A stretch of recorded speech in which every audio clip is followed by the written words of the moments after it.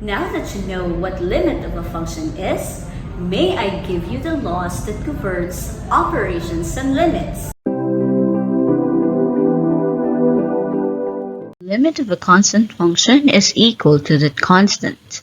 For example, the limit of 5 as x approaches 3 is 5, whereas the limit of an identity function is equal to the value at which x approaches 2, like in the limit of x as x approaches 3 when evaluated is equal to 3. In evaluating the limits of polynomial function, all we have to do is to evaluate the polynomial function at which x approaches 2.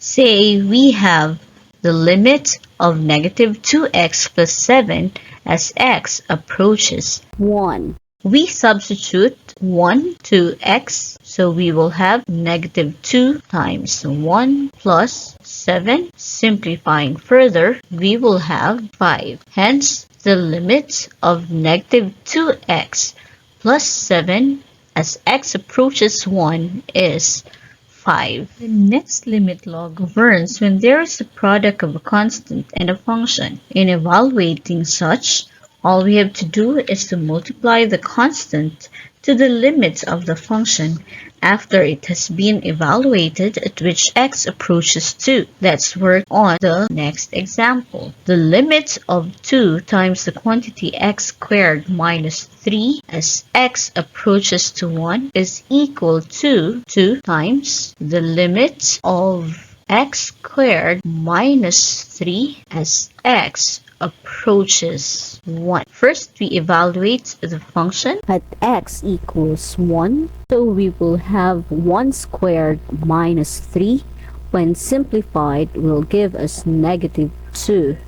Multiplying the constant 2 by negative 2, we will have negative 4. Hence, the limit of 2 times the quantity x squared minus 3 as x approaches 1 is negative 4. In evaluating the sum or difference of two functions, all we have to do is to evaluate the limit of each function and then perform the operation between them. For example, if f of x is equal to negative 3x and g of x equals 12x minus 1, find the limit of f of x plus g of x as x approaches 0. The limit of f of x plus g of x as x approaches 0 is equal to the limit of negative 3x as x approaches 0 plus the limit of 12x minus 1 as x approaches 0. Substituting 0 to all the x's, we will have negative 3 times 0 plus 12 times 0 minus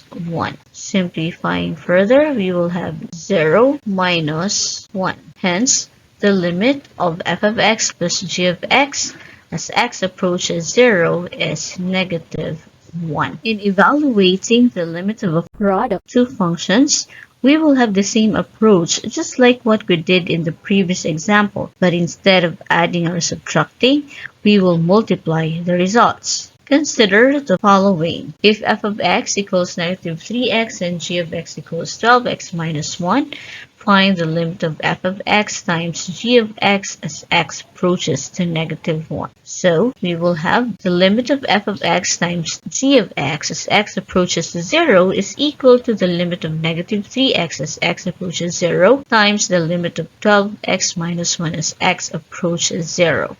Substituting 0 to all the x's, we will have negative 3 times 0 times 12 times 0 minus 1. Simplifying, we will have 0 times negative 1 is 0. Now what if we are asked to evaluate the limits of a quotient of two functions? Let's try this. If f of x is equal to negative 3x and g of x is equal to 12x minus 1, find the limit of f of x over g of x as x approaches negative 3. We write the function. We will have the limit of negative 3x as x approaches negative 3 over the limit of 12x minus 1 as x approaches -3. We evaluate the function when x is -3. So simplifying further, we shall have +9 over -37. In evaluating the nth power of a function, we make sure that n is a positive integer and that the limit of the function as x approaches a exists. If these are satisfied, we evaluate the function that is equal to the power of the limit of that function. So let's try this. The limit of the square of 2x minus 1 as x approaches 1. Applying the rule, we shall have the square of the limit of 2x minus 1 as x approaches 1. Replacing all the x's by 1, we shall have 2 times 1 minus 1 raised to the second power. So still we have 1. The limit of an nth root of a function is the nth root of the function when evaluated at the value at which x approaches 2. However, we have to take note that the limit of an nth root of a function is equal to the principal nth root of the limit of that function, provided that n is a positive integer and the limit of the function is positive if n is even.